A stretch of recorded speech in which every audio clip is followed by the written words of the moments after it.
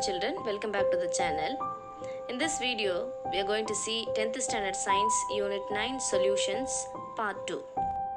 First we move to factors affecting solubility. There are three main factors which affect the solubility of solutions. Number 1, nature of the solute and solvent. Number 2, temperature. Number 3, pressure. So first one, nature of the solvent. Iodine dissolves better in alcohol than in water. Hence, iodine has higher solubility in alcohol than in water. Number 2, nature of the solute. Different solutes have different solubility in the same solvent. Example, salt dissolves in water better than baking soda does. Number 3, temperature. More substance can dissolve in the same amount of solvent at a higher temperature. Example, coffee dissolves better in hot water than in cold water. Next we move to concentration of a solution. So concentration of a solution is equal to the amount of solute dissolved in a given quantity of solvent. Solute can be liquid or solid. Solvent is a liquid. So units, moles divided by liter. For example, 3 moles of a solute is taken in the standard flask and the flask is made up to 100 ml with water. So it makes 3 mole per liter. Next, mass percentage. Mass percentage of a solution is defined as the percentage by mass of the solute present in the solution. It is mostly used when solute is solid and the solvent is liquid. So mass percentage is equal to mass of the solute divided by mass of the solution into 100. For example, 5% sugar solution by mass means 5 gram of sugar in 95 gram of water. Hence, it is made 100 gram of solution. Usually, mass percentage is expressed as W by W, that is weight by weight. Mass percentage is independent of temperature. Next, volume percentage. Volume percentage is defined as the percentage by volume of solute present in the given volume of the solution. So, volume percentage is equal to volume of the solute divided by volume of the solution into 100. Volume percentage is equal to volume of the solute divided by volume of the solute plus volume of the solvent into 100. For example, 10% by volume of the solution of ethanol in water means 10 ml of ethanol in 100 ml of solution or 90 ml of water.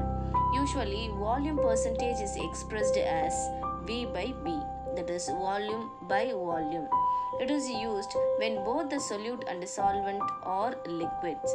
Volume percentage decreases with increase in temperature because of the expansion of a liquid. Next, hydrated salts.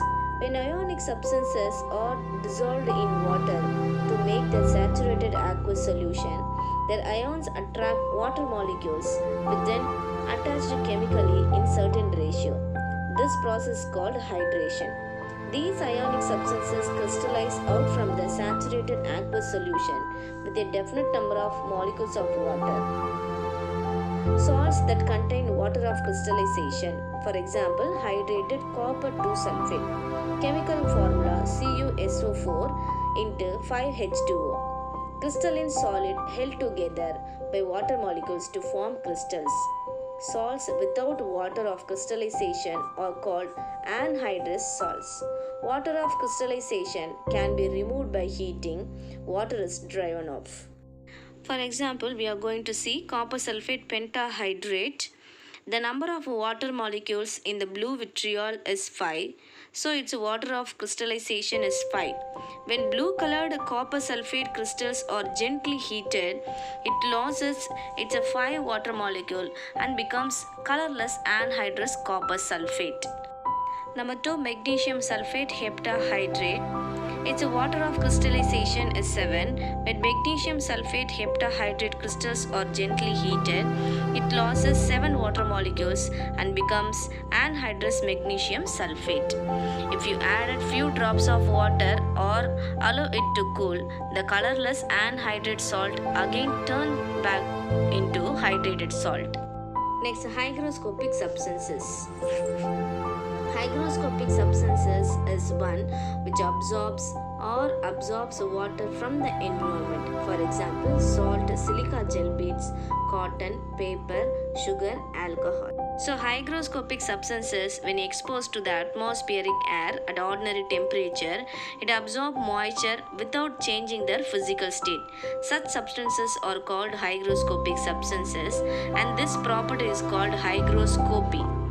Hygroscopic substances are used as drying agents. For example, concentrated sulfuric acid.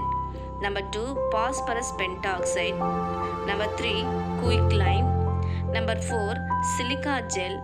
Number 5, anhydrous calcium chloride. Next we move to deliquescent substances.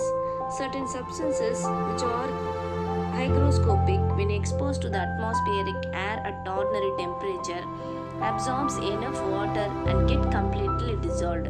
Such substances are called deliquescent substances, and this property is called deliquescence.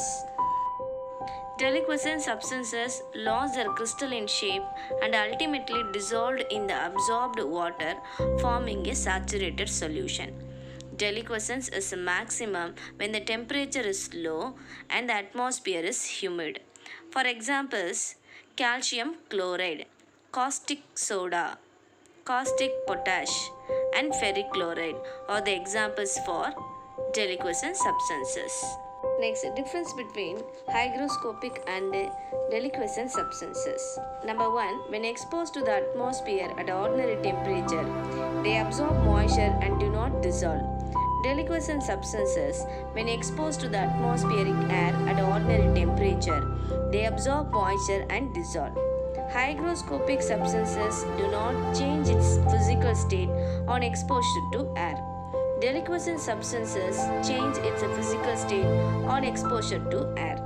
Hygroscopic substances may be amorphous solids or liquids, but deliquescent substances are crystalline solids.